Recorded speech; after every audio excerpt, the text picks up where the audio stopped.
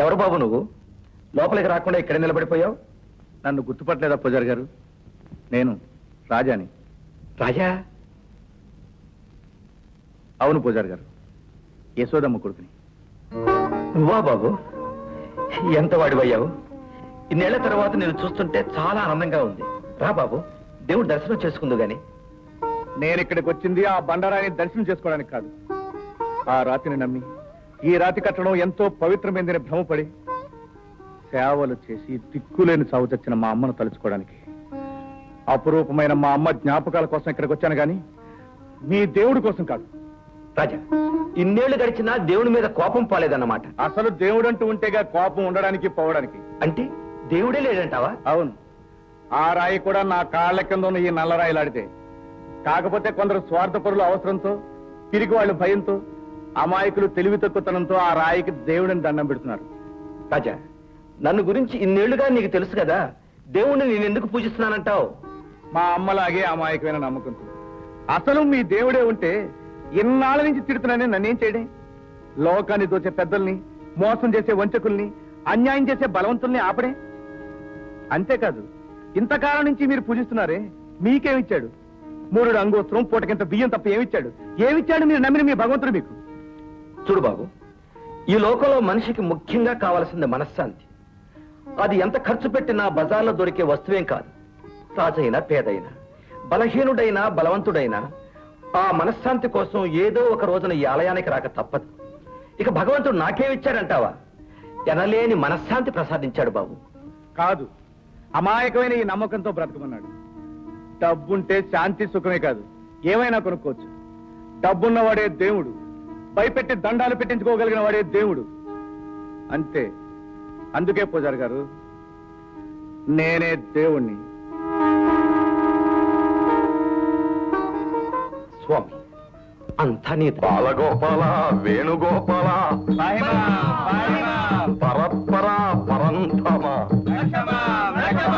బాలగోపాల. అమ్మో, భక్తులు గారు వస్తున్నారు. తప్పుకోండి తప్పుకోండి. దూరం దూరం దూరం. అమ్మో, అంత గట్టిగా చూస్తావేమిటి? తప్పుకో. ఎందుకని? భక్తులు గారు భగవంతుడు పూజకు బయలుదేరితే ఎవ్వరూ తాకూడదు. తాగితే ఏమవుతుంది? మడి బట్టల్లో ఉన్న వాళ్ళం తాకితే మైల పడతాము నాయన. మైల పడితే ఏమవుతుంది బే? అమ్మో, అపచారం అపచారం. తప్పు నాయన, భగవంతుడు ఆగ్రహిస్తాడు. ఆగ్రహించి ఏం చేస్తాడు బే? మొలస్తాడా? భగవంతుడు నీ దేవుని మహాపచారం మహాపచారం. నీ కళ్ళు పుడిపోను కాల్చుకుంటావా? దేవుడికి అపచారం చేస్తావా? ఏమిటో యాదవకోతలు. నేను అన్నదానికి చేసిన దానికి మీ దేవుడు బాధపడితే ఆయన దిగిరమ్మనండి, నేను తేల్చుకుంటాను. ఆగండి, శాంతం శాంతం. పాపం దేవుడు గురించి ఏమాత్రం తెలియని అజ్ఞాని ద్వేషించినంత మాత్రాన మనం తొందరపడకూడదు. ఎప్పుడో అప్పుడు అతనికే కనువిప్పు కలుగుతుంది. మూర్ఖుడు. మూర్ఖుడు అంటే మూతి పగల కొడతాను. నీ దేవుడి సాయం తెచ్చుకో. ఆవేశపరుడు, ఇంకా జ్ఞాన పరిపక్వత చెందని అజ్ఞాని. వాణ్ణి నువ్వే క్షమించాలి దేవుడా, నువ్వే క్షమించాలి.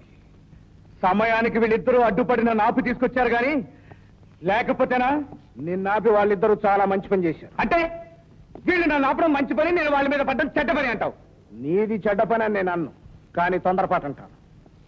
దూరం నుంచి జరిగిందంతా గమనించాను. నువ్వు గొడవ పడింది ఎవరితోనో కాదు, నేను చెప్పిన మాయభక్తుడు. ఏది భక్తుడని చెప్పి ప్రజల్ని దోచుకునే ఆ దొంగనాయన వాడేనా?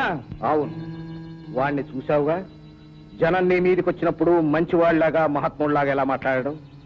దానివల్ల ఆ జనం వాణ్ణి మరింత గౌరవిస్తారు, నెత్తినెట్టుకుంటారు. నలుగురిలో అలా మాట్లాడి చాటుగా నిన్ను దెబ్బతీస్తాడు. లోపల ఒక మాట, పైకి ఒక మాట. పిరికి నాయన.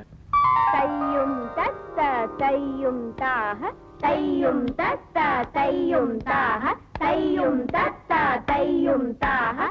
అలా కదమ్మా, ఇటు చూడు. 1 2 3 4. రెడీ.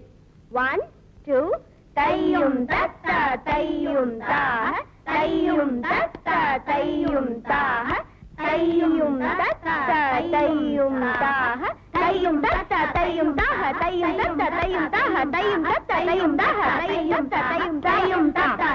ఈ రోజుకి సాధన చాలు, ఇక మీరు వెళ్ళొచ్చు.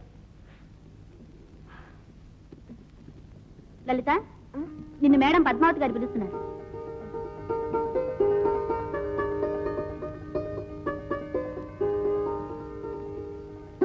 నమస్తే మేడం.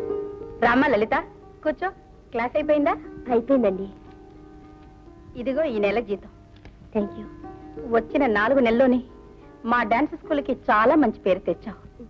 ఎంతో మంది ఉత్సాహంగా వచ్చి నేర్చుకుంటున్నారు. దాందే ఉంది మేడం. భగవంతుడిచ్చిన ఈ విద్యను 10 మందికి పంచిపెట్టడం నా అదృష్టం.